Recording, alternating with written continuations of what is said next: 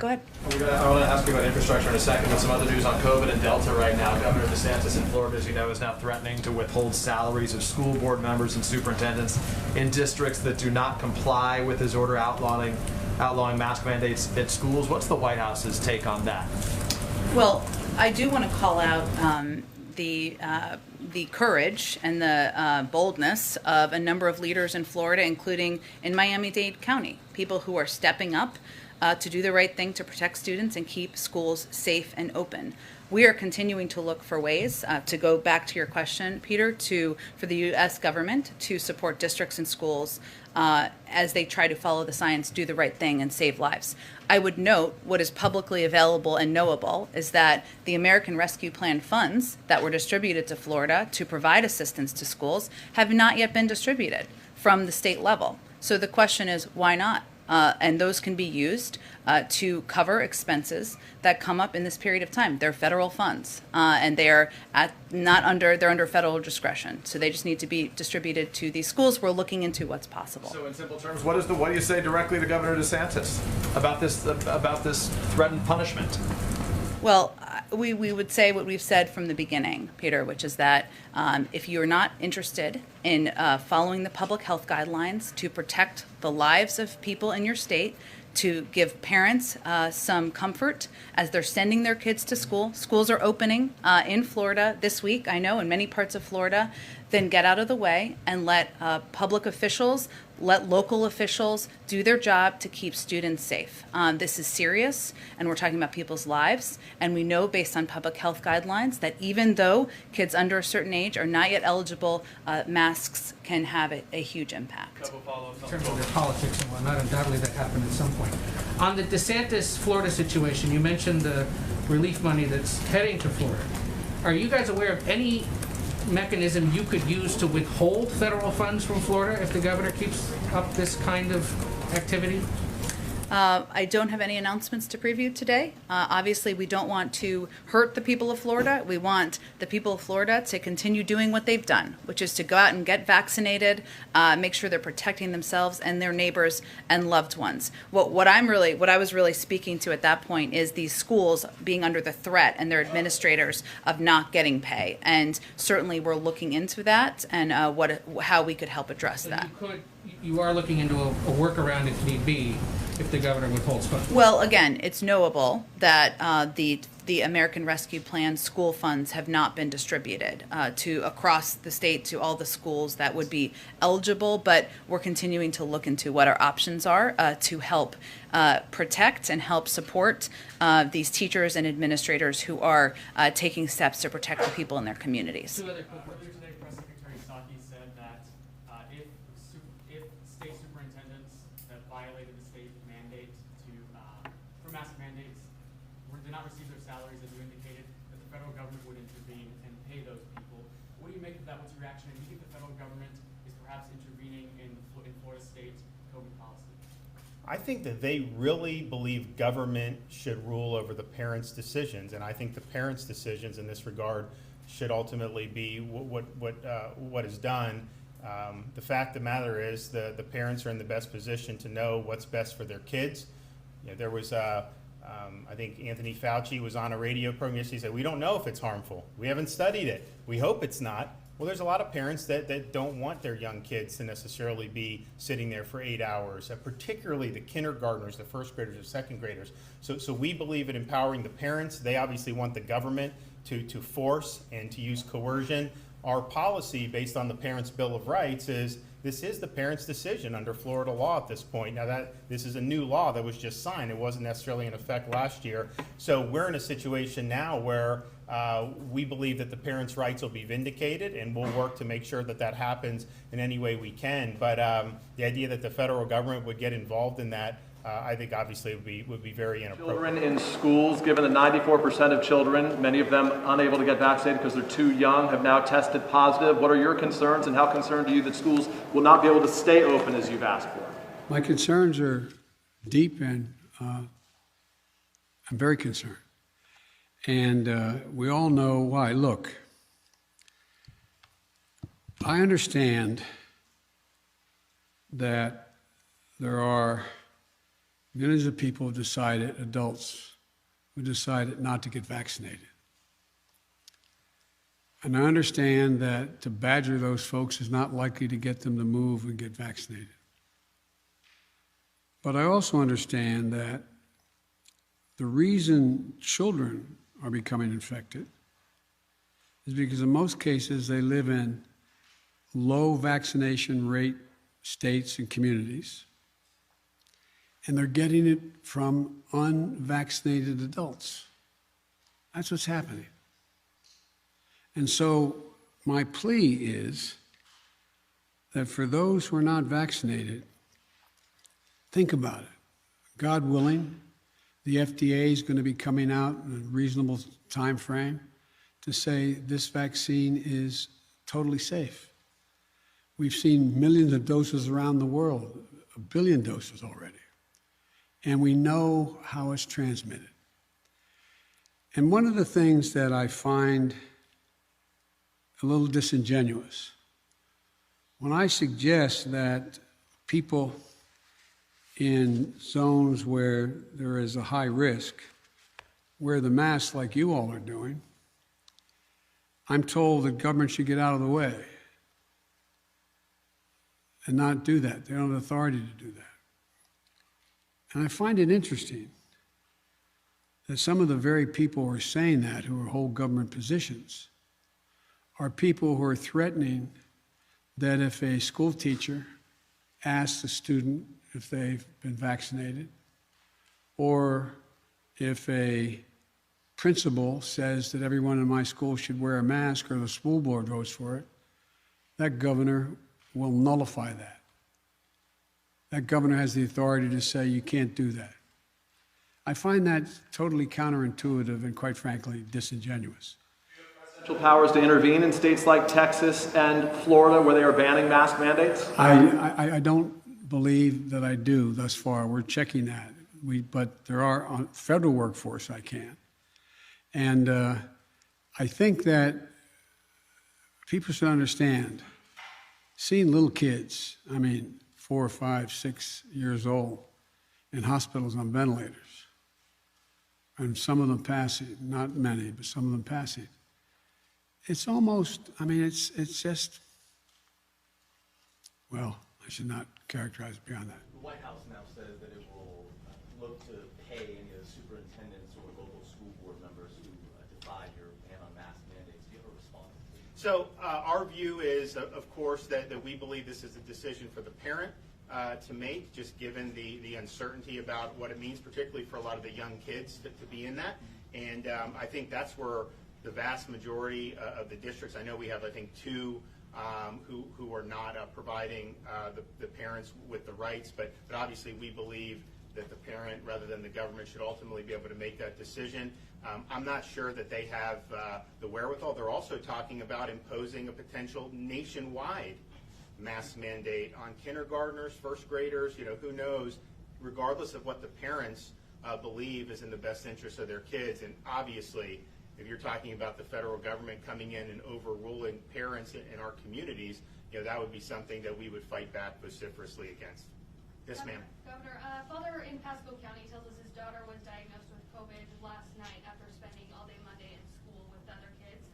Those kids are now back in school. This little girl is not. But the school says they cannot notify parents until they get notification from the Department of Health or a doctor's note. This circumstance will likely happen again at some point this school year. Just wondering how parents are supposed to make informed decisions about the safety of their children. Well, I think we've had a year of this where obviously if people are sick, the school districts are doing the right thing and sending them home. And of course, if somebody tests positive today, they obviously got infected before school started. So I don't think you could attribute that to being in school. And I think what we found, fortunately, is there's actually was higher infection rates when you're just in the community versus when you're in the classroom, particularly for the younger kids. These kindergartners and first graders, they're not people that are really transmitting this in significant levels. So that's something that's very important in terms of looking at how that's being done. And then, of course, one good thing this year, last year, we didn't have any vaccines available. We didn't have any real effective therapeutics until the winter. we now have Regeneron, which we're going to talk more about because I think that's been very successful, but I think it's underutilized. And so we feel like we're in much better posture. And so I think what they do is just do what they've been doing. And if there's somebody that's sick, stay home.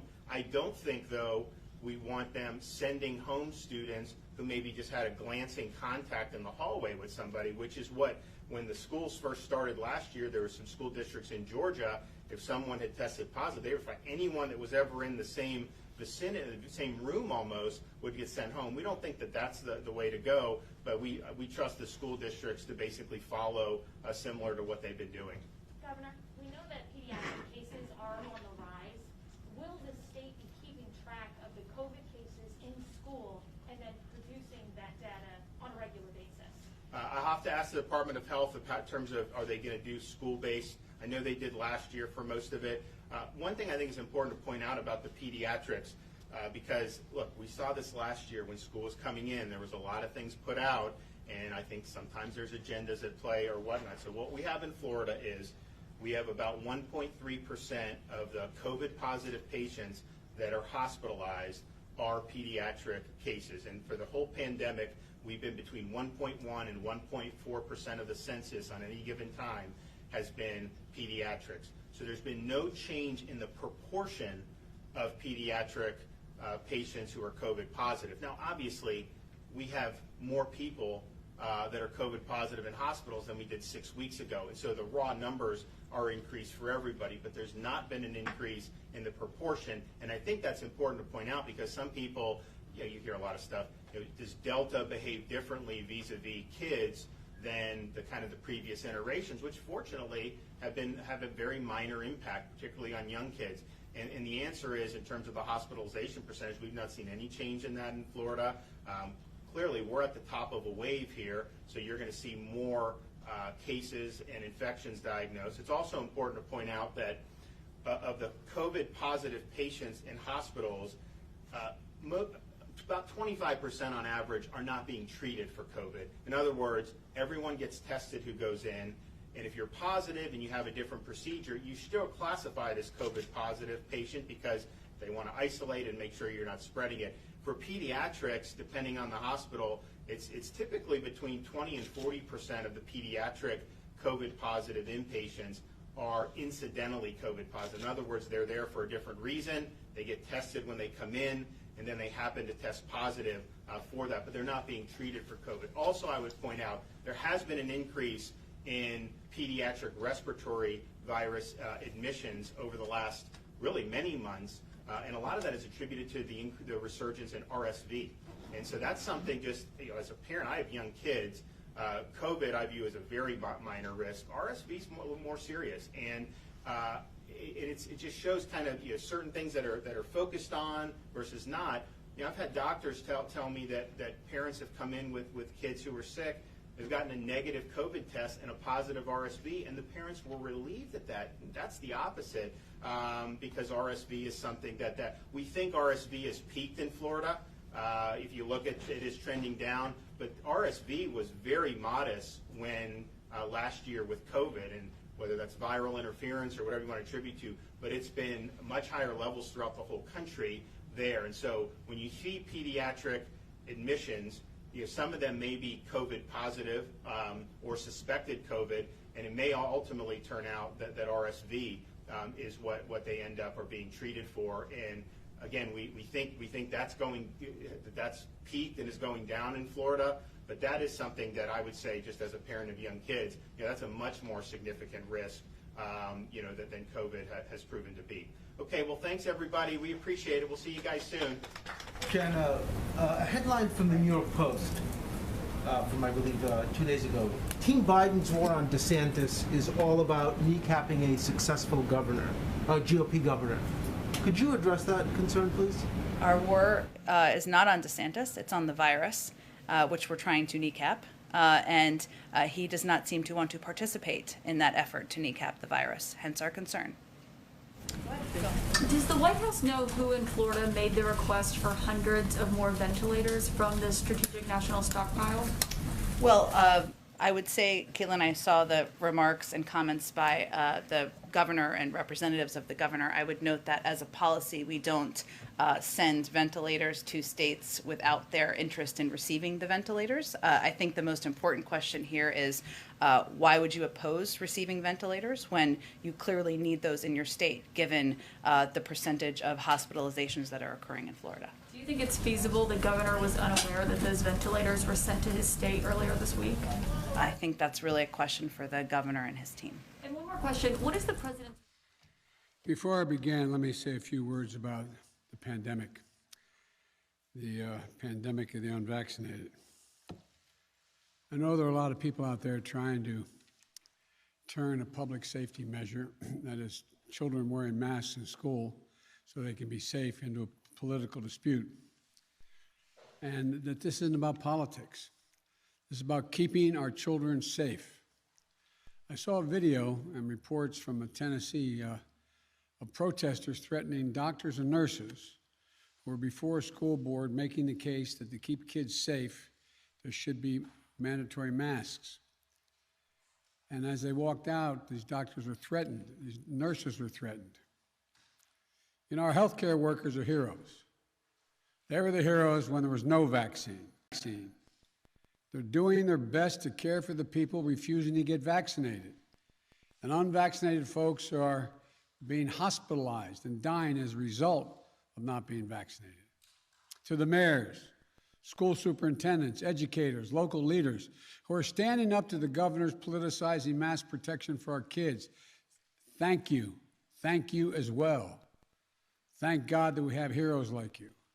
And I stand with you all, and America should as well.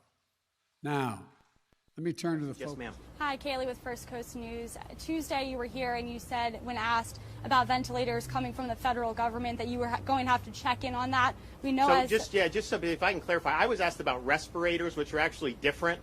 And so and we've never really had any hospitals ask about it. What they had been asking about, which I thought related to respirators, was there was oxygen deliveries on these trucks that they thought were coming behind. So there was actually things to do the weights and measures and all that. So there was not, to this day, any request for respirators. The mechanical ventilators, we've been giving those out the whole time.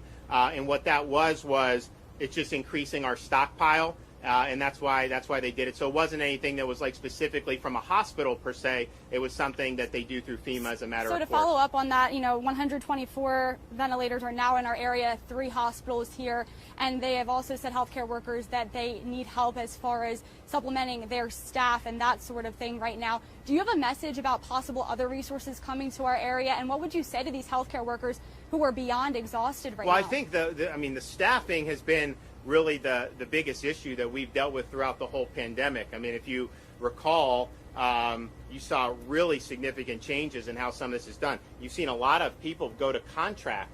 So they literally could have a job at a hospital, change jobs, work for a contracting agency, and then still do the same job at the hospital. They make a lot more money, and it's a lot more expensive to do. So there's definitely a war to try to get staff. I think it's been something that's been difficult. We have provided a lot of staff in the past for that, but our sense is that they deal with some of these agencies to try to bring people more in. That's just the situation that you're seeing all throughout the country. But there's no doubt it's not really a capacity issue as much as it is the stress on the staff, when you have higher volumes of patients. Yes, sir. On the monoclonal antibodies, I believe President Trump used Regeneron when he had it last year. I've talked to a lot of patients that say, look, I'm interested, but I have no idea how to get it. Has this been something just for exclusive people?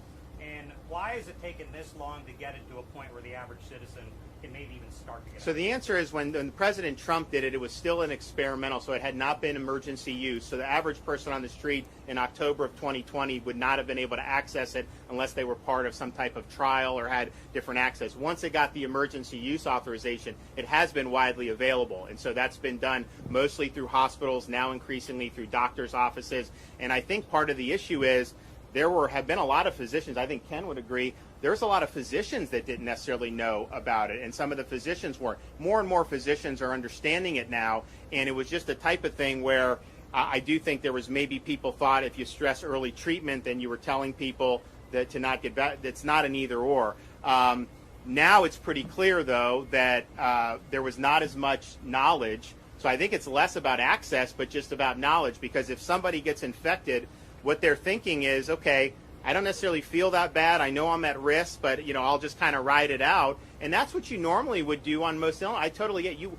If you don't expect to go to the hospital until you start to feel really ill. But on this, if you have those risks, if you can do it early, it really makes a difference. And so the access is there. We're able to do. We can place orders for 10,000 treatments at a time, and so we're going to have. Obviously, you have staffing and stuff that you have to make sure. They're going to work here to try to make as many people go through here as possible, which will be really, really good. And the same thing as we go throughout the rest of the state. So access in terms of anybody, particularly if you're in those high-risk categories, you absolutely are eligible for it. It's just a matter of making sure that your health systems are offering it. Some clinics are doing it. And then we're now looking at saying, okay, we have some freestanding stuff that's already been going on where people have come in to get vaccinated, to get tested, whatever. Maybe we do a monoclonal and set it up in conjunction with some of those other things. So I think you're going to start to see that. But since the EUA happened, it has been available for everyone. I think initially they had it with a more limited age range, and then they've since dropped the age and so made it available to a wider group of people. But those really high-risk people, the elderly and some of those serious conditions, they have been available to them since the beginning. Yes?